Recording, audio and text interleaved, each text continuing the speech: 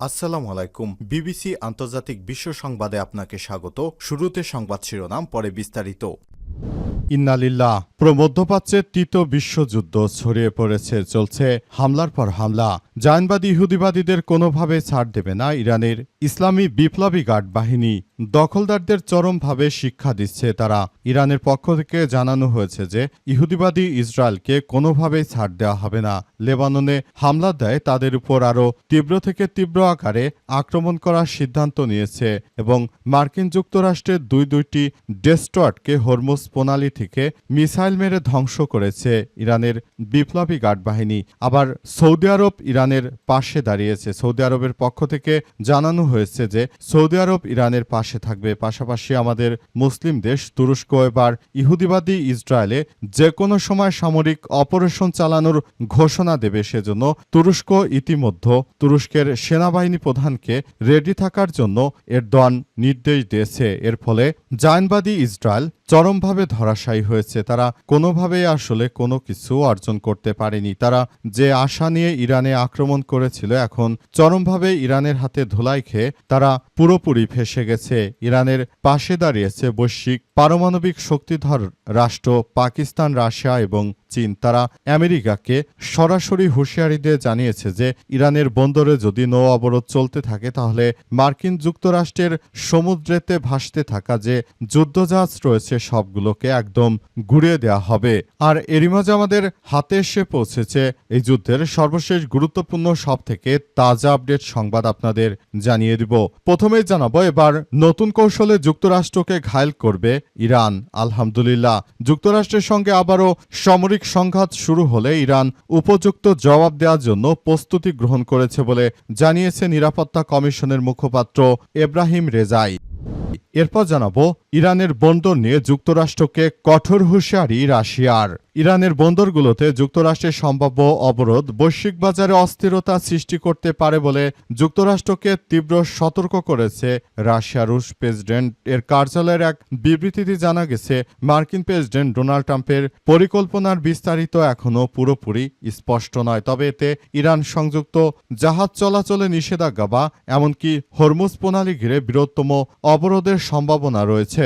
যদি এই বন্দরগুলোকে আটকে দেয় যুক্তরাষ্ট্র, তাহলে সমুদ্রে এই মার্কিন যুক্তরাষ্ট্রকে ধ্বংস করে দেওয়ার সিদ্ধান্ত নিয়েছে ইরানের বন্ধু রাষ্ট্র রাশিয়া। এদিকে ভয়াবহ সংকট, ৮০টির বেশি তেল ও গ্যাস স্থাপনা ক্ষতিগ্রস্ত হয়েছে বলল আইএইএ। মধ্যপ্রাচ্যে চলমান যে যুদ্ধ চলছে, এই যুদ্ধের ফলে ৮০টির বেশি তেল ও গ্যাস স্থাপনা একদম ক্ষতিগ্রস্ত হয়েছে বলে জানিয়েছে বিশ্ব জ্বালানি সংস্থা। তারা জানিয়েছে যে ইহুদিবাদী ইসরায়েল যে যুদ্ধ শুরু করেছে এর জন্য তারা আসলে কোনোভাবে দায় এড়াতে পারে না। তাদেরকে যে কোনো জায়গা থেকে একদম ধ্বংসস্তূপে ফেলে দেওয়া হচ্ছে।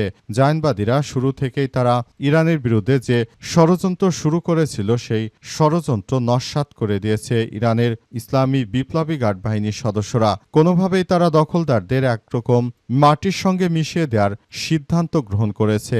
এর জন্য দখলদারদের ধ্বংসস্তূপে পরিণত করাচ্ছে ইরানের ইসলামী বিপ্লবী গার্ড বাহিনীর সদস্যরা। কোনোভাবেই তারা দখলদারদের ছাড় দেবে না ইরানের ইসলামী বিপ্লবী গার্ড বাহিনীর সদস্যরা। এবারে জানাবো, ইরানের ইউরেনিয়াম সমৃদ্ধকরণ ২০ বছর বন্ধ রাখার প্রস্তাব দিয়েছিল যুক্তরাষ্ট্র।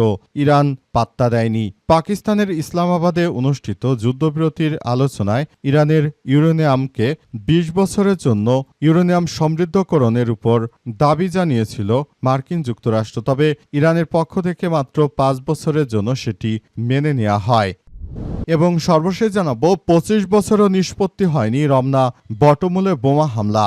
২০০১ সালে যখন বিএনপি সরকার ক্ষমতায়, তখন রমনা বটমূলে ছায়ানটের বর্ষবরণ অনুষ্ঠানে ভয়াবহ বোমা হামলার ঘটনায় দায়ের করা হত্যা মামলা ২৫ বছরও চূড়ান্ত নিষ্পত্তিতে পৌঁছায়নি।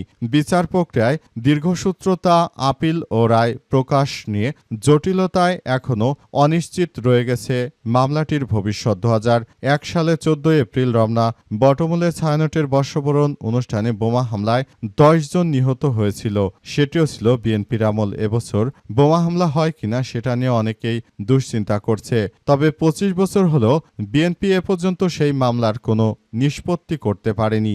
ব্যর্থ বিএনপি বারবার ব্যর্থই হয়েছে এবং বাংলাদেশকে ব্যর্থ করেছে। প্রিয় দর্শক, এতক্ষণ শুনছিলেন সংবাদ শিরোনাম, এবারে বিস্তারিত। তবে তার আগে বন্ধুরা অনুরোধ থাকবে এই সংবাদটিতে একটি লাইক দিন।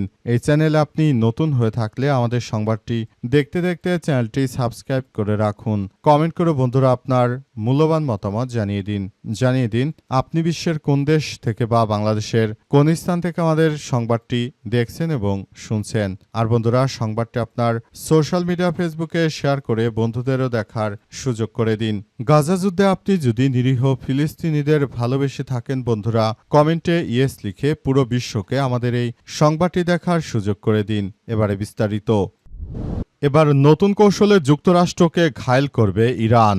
যুক্তরাষ্ট্রের সঙ্গে আবারও সামরিক সংঘাত শুরু হলে ইরান উপযুক্ত জবাব দেবে বলে মন্তব্য করেছে দেশটির জাতীয় নিরাপত্তা কমিশনের মুখপাত্র ইব্রাহিম রেজাই।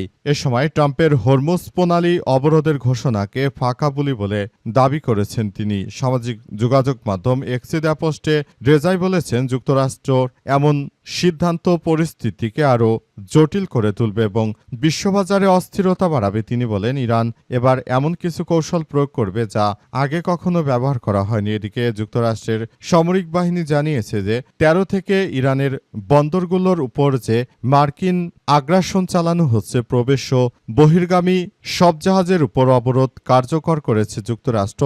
এটাকে প্রতিহত করার ঘোষণা দিয়েছে ইরান। মার্কিন এক কর্মকর্তা গণমাধ্যমকে জানিয়েছে, মার্কিন সামরিক বাহিনী নৌ অবরোধ সম্পূর্ণ প্রস্তুত করেছে। প্রেসিডেন্ট ডোনাল্ড ট্রাম্পের নির্দেশ অনুযায়ী প্রয়োজন হলে দীর্ঘ সময় ধরে অবরোধ চালু থাকবে। যুক্তরাষ্ট্রের এই পদক্ষেপকে জলদস্যুতা হিসেবে আখ্যায়িত করেছে ইরান। দেশটির বিপ্লবী গার্ড বাহিনী আইআরজিসি সতর্ক করে বলেছে, হরমুজ প্রণালীর দিকে কোনো যুদ্ধজাহাজ এগোলে তা যুদ্ধবিরতি লঙ্ঘন হিসেবে বিবেচিত হবে।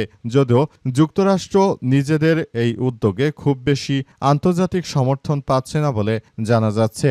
যুক্তরাষ্ট্রের অন্যতম মিত্র হিসেবে পরিচিত যুক্তরাজ্যের প্রধানমন্ত্রী কেয়ার স্টারমার জানিয়েছে যে যুক্তরাজ্য এই ধরনের অবরোধকে সমর্থন করে না এবং তারা মার্কিন যুক্তরাষ্ট্রের এই অবরোধের সঙ্গে তাদের কোনো সেনাকেও পাঠাবে না বলে নিশ্চিত করা হয়েছে যুক্তরাজ্যের পক্ষ থেকে। ইরানের বন্দর নিয়ে যুক্তরাষ্ট্রকে রাশিয়ার সতর্কবার্তা।